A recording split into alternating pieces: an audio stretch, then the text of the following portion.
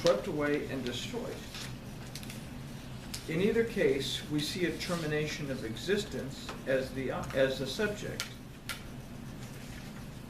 On the flip side, we can consider the idea of the lip or the brim of a vessel, which brings us to the word achat, whose root is echad, meaning one, from our earlier discussion, also alluding to the word and to the anointing of Yahweh, as well as to love.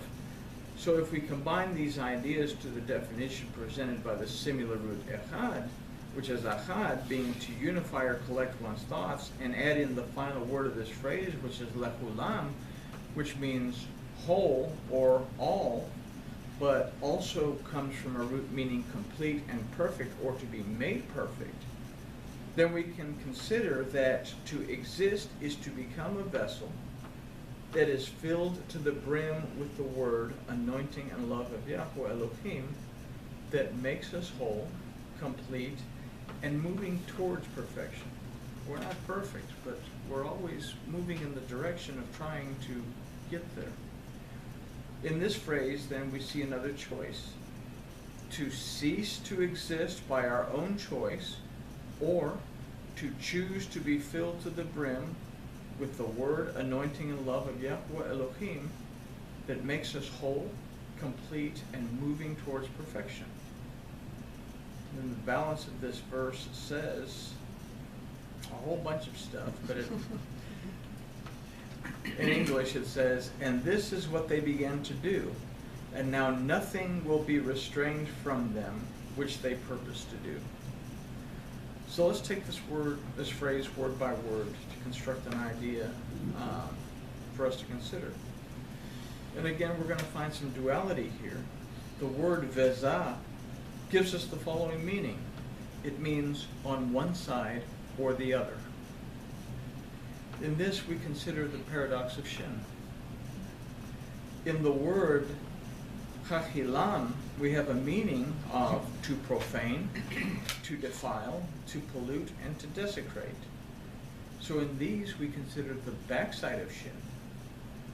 The next word, though, is la'asot, which has the meaning of to observe and to celebrate, as well as to serve and to sacrifice. So we consider the front side of Shin. In Lo Yebatzer, I had a real good time with Yebatzer. Lo Yebatzer. We see again the negative side of Shin, with the word lo that means not, means nothing, it means no, and the word Yebatzer that means to gather, to restrain, to make accessible. So if we gather these definitions, we have to not gather, to not restrain, and to not be accessible. But in the next two words, again, we see the positive side of Shin again, in the word mechem kol. Mechen means to walk with, and kol means completely, wholly, and perfectly. We can put these together and have a meaning that says to walk completely and wholly, as well as an idea of striving to walk perfectly. We go back to the negative in the word yazemu, that means to devise or plot evil. Then again, back to a positive word, lazot, that again means to accomplish, to observe, and to celebrate, as well as to serve and to sacrifice. So we consider that to cease to exist by our own choice, or to choose to be filled to the brim with the word, anointing, and love of Yahweh Elohim that makes us whole, complete, and moving to perfection, comes from our choice in Shin. Our point of view, based on the flesh and emotion, or our emotions, or Elohim's point of view, that is based on our best interests according to his word. Say that again. Elohim's point of view that is based on our best interests according to his word. We are beginning to see that perhaps Elohim didn't have a selfish motive for looking into the building of the city and the tower. Everybody says, well, they didn't stand a chance. He went down there and confused their language. That wasn't fair.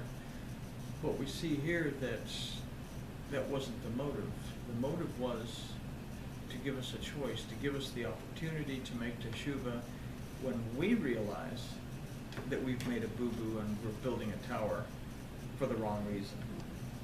So we're beginning to see that perhaps Elohim didn't have a selfish motive for looking into the building of a city and the tower. It appears that Yahweh, our Elohim, is drawing closer to catch us when we trip over our arrogance and pride of life. The same way that we get close to our children when they are learning to walk or ride a bike, and we're there to catch them because we love them and don't want them to fall down and get hurt. Which brings us to verse 7. Come, let us go down there and confound their language, that they may not understand one another's speech. Boy, he's just meddlesome. So let's take a look. The word chava does mean come, but more specifically it means go to. It also means to give and to provide. The word nirada means to go down, but it also means to descend. And the word for confound is benavela, that although it means to mix or intermix, also means literally to overflow. This word also means to feed and to anoint. So again, for their language, we have the word safatem that can mean language, but more specifically it means the brim or lip of the vessel. Is it possible that Elohim comes down to feed us and anoint us to overflowing, giving us the choice to eat or not to eat? In the phrase that they may not understand one another's speech, we have to consider the choices that we've discussed in this study. The word used for understand is yishemeu, comes from the root shema, which means to hear. Understand, perceive, discern, obey, apply, and to be content. Prior to this word, we have the word lo, which again means no or not. This phrase literally says that they may not understand another's speech. They may not understand another's speech. The word used for another is ish, that means man, and this word finds its origin in the word enosh, meaning mortal, weak, and frail, in its root anash. This word also means to be desperate and incurable. So we can change the phrase that they may not understand another's speech to that they may not hear, perceive, discern, understand, obey, apply, and be content in a weak, frail, desperate, and incurable speech that comes from mortal man. The word for speech is safat, that as we've learned from its root safa means lip or brim, but that it comes from an origin meaning to destroy or consume. So the speech that comes from mortal man can and will consume and destroy if one pays heed to it. The last word in this verse is re'a'u, which means friend, companion, fellow citizen, intimate acquaintance. If we say that Elohim comes down to feed us and to anoint us to overflowing, giving us the choice to eat or not eat, he also comes to protect us through his word and anointing from those meaning to destroy and consume. This speech that comes from mortal man can and will consume and destroy if one pays heed to it. Yeshua warned about false prophets and those who would come saying that they were him. In fact, I saw something on, I can't remember if it was YouTube or something the other day, about a guy down in South America that is saying that he is Jesus Christ and he has come in the flesh, and his followers tattoo 666 on themselves because 666 means life, and he's got thousands of people convinced that he is Jesus Christ. Okay? So that Yeshua warned that there would be false prophets, and they would say that they are him or a false whatever. John and Judah warn us about false prophets as well that would distort the word of Yahweh Elohim. And Paul goes on to say that even if a messenger from heaven teaches another message, that he is to be accursed. What does that sound familiar? We have the angel that appeared, the angel Gabriel, that appeared to Muhammad and told him to recite the Quran. Muhammad was illiterate, so he recited the Quran, and eventually it was written down. Or we come forward, 1,200 years, and we have a man by the name of Joseph Smith, who just happened to be told by an angel where to find these gold tablets here in the United States of America, and became the Book of Mormon. So we see that angels from heaven, messengers from heaven, can seemingly come and distort, or people can say that messengers from heaven have come to distort. I doubt very seriously that the angel Gabriel, who gave the message to Miriam about Yeshua, and also gave the message to Zechariah about John, would be the one to tell Muhammad about Islam, and that all the unbelievers should be killed and infidels should be put to death, and it's okay to rape your wife and all this stuff. I don't think that Elohim passed that on. And certainly not that we are all gods that are going to inherit planets of our own, that we have to have a number of spouses in order to make enough children to populate. That doesn't sound like anything that came from Torah. So we see that the speech that comes from mortal man will consume and destroy if we pay heed to it. We build cities and towers, and at times we do it for all the wrong reasons. Our Elohim is always watching and always ready to help us to change course. His word is an ever-present source of help and instruction. We cannot build anything based on the intentions of our hearts.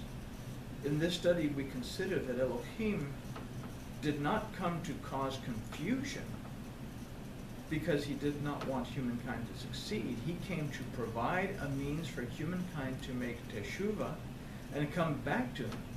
He came to protect and to nourish us and to preserve us and to keep us well. This is the function of the realm of Elohim, that it's always looking out for our best interest. So if we put all the ideas of this study together, we come up with this big old honking paragraph. It says, Yahweh comes down. Everything that we will ever need at the time that we need it is in our midst. Yahweh sees, considers, observes, perceives, and discerns everything that we think, say, or do, in order that he might help us to become established in him, restored by him, and thus cause to continue, allow us to continue in a relationship with him. The choice to seek Elohim and live is found within Adam, humankind. The choice is to be established, restored, and allowed to continue in our relationship with Yahweh Elohim, or not. This is mitpalel, our ability to communicate with Yahweh Elohim and receive direction in all areas of our lives, in the present, past, and future. It's an interesting thing. How do we receive direction in our lives for the past? The past is the past. We consider the many times that we beat ourselves up for things that we did in the past, that we can make teshuvah for beating ourselves up in the past, because the past is already forgiven. And if we are still holding ourselves accountable for it, then we are judging ourselves and condemning ourselves, something that we don't have the authority to do in either case. So in the past and future, or to make the choice to not listen to Yahweh's direction and build our cities and towers based on the intentions of our hearts as we see them. Yahweh is speaking from his heart, and we thus understand that it is through Torah that we are able to see and hear what our Elohim has to say to us. We must pay attention to the word of Yahweh Elohim that is found in his Torah, and keep in mind that Yahweh our Elohim pays close attention to us by and through his Torah. How we react, how we respond to his instruction. He sees, he perceives it, he understands it, he judges it. It is through Torah that we are able to perceive our darkened or dim perception of the word and of Mashiach, the anointing of Yahweh that allows us to hear from and be empowered by Yahweh our Elohim, and that Yahweh is able to direct our paths if we recognize our state of being and make teshuvah to get back on the path that our Elohim has established by and through his word. We must consider that to cease to exist by our own choice, or to choose to be filled to the brim with the word, anointing, and love of Yahweh Elohim that makes us whole, complete, and moving towards perfection, comes from our choice in Shin, our point of view based on our flesh and emotions, or Elohim's point of view based on our best interests according to his word. Elohim comes down to us to feed us and to anoint us to overflowing, giving us the choice to eat or not to eat. He also comes to protect us through his word and anointing from those meaning to destroy and consume. This speech that comes from mortal man can and will consume and destroy if one pays heed to it. So we see in this study that it wasn't about mixing up the language intentionally to really cause the tower to stop being built. We're going to build our towers. What this is telling us is that our Elohim made a way for us to be able to recognize that we've made a mistake, make teshuvah, and be secure in the fact that he's going to pick us up when we fall down. So it's really a very loving thing that we read in this, if we take the time to take a look at what the words mean. Any questions on any of this? Well, we've achieved grooviness then.